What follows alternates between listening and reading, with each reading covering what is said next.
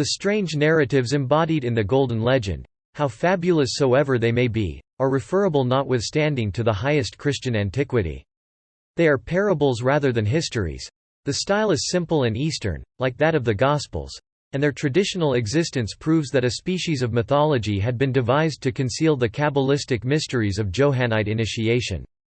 The Golden Legend is a Christian Talmud expressed in allegories and apologues. Studied from this point of view, the newer in proportion as it is more ancient, the work will become of real importance and highest interest. One of the narratives in this legend so full of mysteries characterizes the conflict of magic and dawning Christianity in a manner which is equally dramatic and startling. It is like an outline in advance of Chateaubriand's Martyrs and the Faust of Goethe combined. Justina was a young and lovely pagan maiden, daughter of a priest of the idols, after the manner of Cimidoce. Her window opened on a court which gave upon the Christian church, so that she heard daily the pure and recollected voice of a deacon reading the Holy Gospels aloud.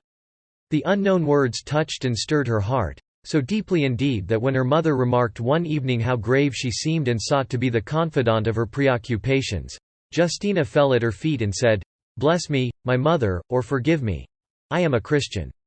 The mother wept and embraced her, after which she returned to her husband and related what she had heard. That night in their sleep the parents were both visited by the same dream. A divine light descended upon them, a sweet voice called them and said, "Come unto me, all ye that are afflicted, and I will comfort you.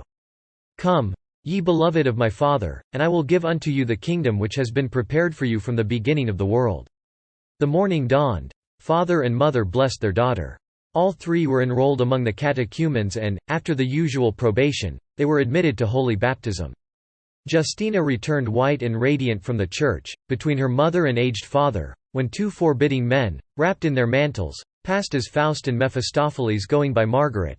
They were Cyprian the magician and his disciple Acladius. They stopped dazzled by the apparition, but Justina went on without seeing them and reached home with her family. The scene now changes and we are in the laboratory of Cyprian. Circles have been traced. A slaughtered victim still palpitates by a smoking chafing dish. The genius of darkness stands in the presence of the magician, saying, "Thou hast called me, I come. Speak. What dost thou require? I love a virgin. Seduce her. She is a Christian. Denounce her. I would possess and not lose her. Canst thou aid me? I tempted Eve, who was innocent and conversed daily with God himself. If thy virgin be Christian, know that it is I who caused Jesus Christ to be crucified. Thou wilt deliver her into my hands, therefore. Take this magical unguent, and anoint the threshold of her dwelling. The rest concerns me." And now Justina is asleep in her small and simple room. But Cyprian is at the door murmuring sacrilegious words and performing horrible rites. The demon creeps to the pillow of the young girl and instills voluptuous dreams full of the image of Cyprian, whom she seems to meet again on issuing from the church. This time, however, she looks at him. She listens, while the things which he whispers fill her heart with trouble. But she moves suddenly, she awakes and signs herself with the cross. The demon vanishes and the seducer, doing sentinel at the door, waits vainly through the whole night. On the morrow he renews his evocations and loads his infernal accomplice with bitter reproaches. The latter confesses his inability, is driven forth in disgrace, and Cyprian invokes a demon of superior class, who transforms himself by turns into a young girl and a beautiful youth, tempting Justina by advice as well as caresses. She is on the point of yielding, but her good angel helps her. She joins inspiration to the sign of the cross and expels the evil spirit. Cyprian thereupon invokes the king of hell and Satan arrives in person. He visits Justina with all the woes of Job and spreads a frightful plague through Antioch. The oracles, at his instigation, declare that it will cease only when Justina shall satisfy Venus and Love, who are alike outraged.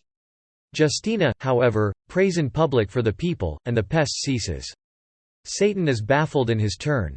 Cyprian compels him to acknowledge the omnipotence of the sign of the cross and defies him by making it on his own person. He abjures magic, becomes a Christian, is consecrated bishop and meets with Justina in a convent. They love now with the pure and lasting love of heavenly charity. Persecution befalls both. They are arrested together, put to death on the same day and ratify in the breast of God their mystical and eternal marriage. According to the legend, Saint Cyprian was bishop of Antioch, but ecclesiastical history says that his seat was that of Carthage. It matters little, for the rest, whether the personalities are the same. The one belongs to poetry, while the other is a father and martyr of the Church. There is extant among the old grimoires a prayer attributed to the Saint Cyprian of legend, who is possibly the holy bishop of Carthage. Its obscure and figurative expressions may have given credit to the idea that prior to his conversion he was addicted to the deadly practices of black magic. It may be rendered thus: I, Cyprian, servant of our Lord Jesus Christ, have prayed unto God the Father Almighty, saying, Thou art the strong God, my God omnipotent, dwelling in the great light. Thou art holy and worthy of praise, and thou hast beheld in the old days the malice of thy servant and the iniquities into which I was plunged by the wiles of the demon. I was ignorant of thy true name. I passed in the midst of the sheep and they were without a shepherd. The clouds shed no dew on earth. Trees bare no fruit and women in labor could not be delivered. I bound and did not loose. I bound the fishes of the sea, and they were captive. I bound the pathways of the sea, and many evils did I encompass. But now, Lord Jesus Christ, I have known thy holy name, I have loved thee. I am converted with my whole heart, my whole soul and all my inward being. I have turned from the multitude of my sins, that I may walk in thy love and follow thy commandments, which are henceforth my faith and my prayer. Thou art the word of truth, the sole word of the Father, and I conjure thee now to break the chain of clouds and send down on thy children thy goodly rain like milk, to set free the rivers and liberate those who swim, as also those which fly. I conjure thee to break all the chains and remove all the obstacles by the virtue of thy holy name. The antiquity of this prayer is evident, and it embodies most remarkable reminiscences of primitive types belonging to Christian esotericism during the first centuries of this era. The qualification of golden given to the fabulous legend of allegorical saints is a sufficient indication of its character. Gold, in the eyes of initiates, is condensed light.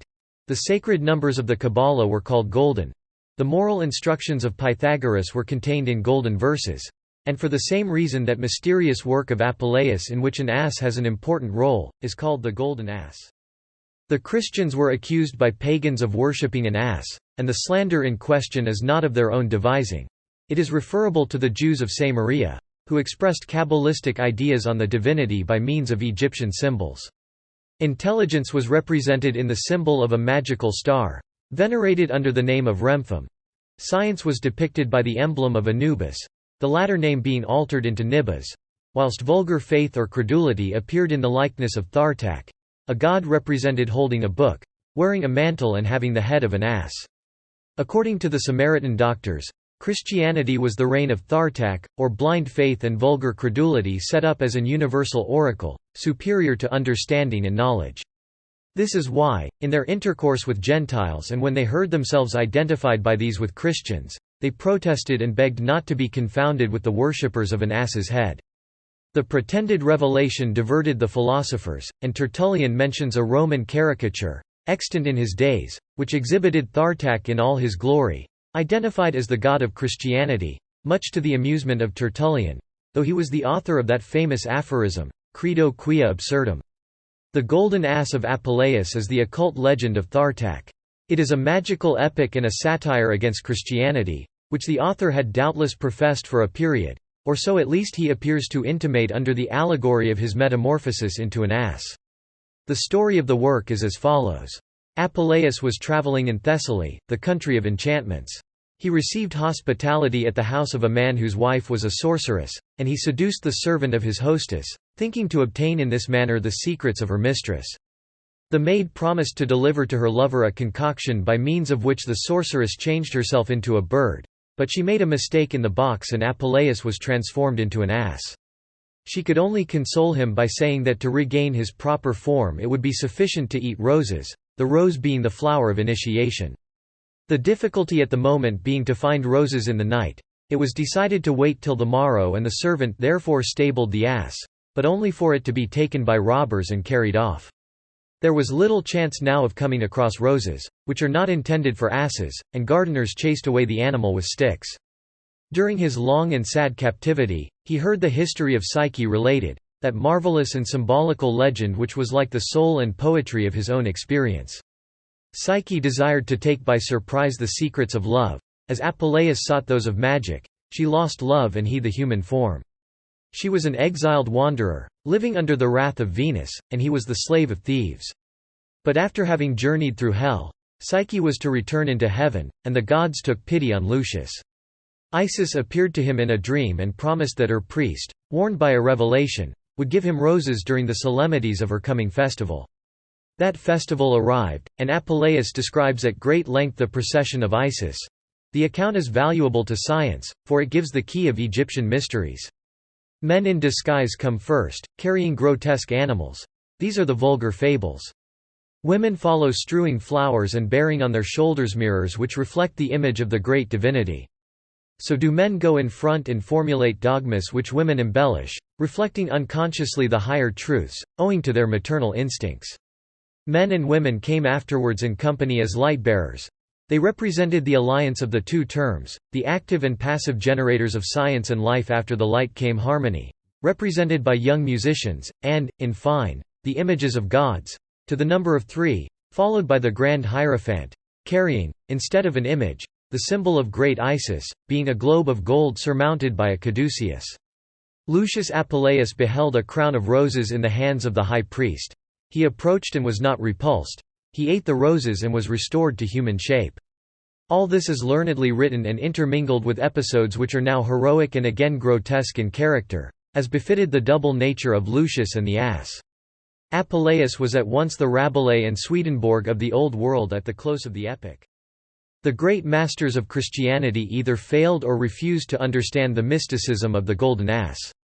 Saint Augustine in The City of God asks in the most serious manner whether one is to believe that Apuleius was metamorphosed literally into an ass, and seems disposed to admit the possibility, but only as an exceptional phenomenon, from which nothing follows as a consequence. If this be an irony on his part, it must be allowed that it is cruel, but if it be ingenuousness, however, Saint Augustine, the acute rhetorician of Madura, was scarcely given to being ingenuous. Blind and unfortunate indeed were those initiates of the antique mysteries who ridiculed the ass of Bethlehem without perceiving the infant God who shone upon the peaceful animals in the stable, the child on whose forehead reposed the conciliating star of all the past and future. Whilst philosophy, convicted of impotence, offered insult to victorious Christianity, the Fathers of the Church assumed all the magnificence of Plato and created a new philosophy based upon the living reality of the divine Word, ever present in his Church, reborn in each of its members and immortal in humanity. It would be a greater dream of pride than that of Prometheus, were it not at the same time a doctrine which is all abnegation and all devotion, human because it is divine and divine because it is human.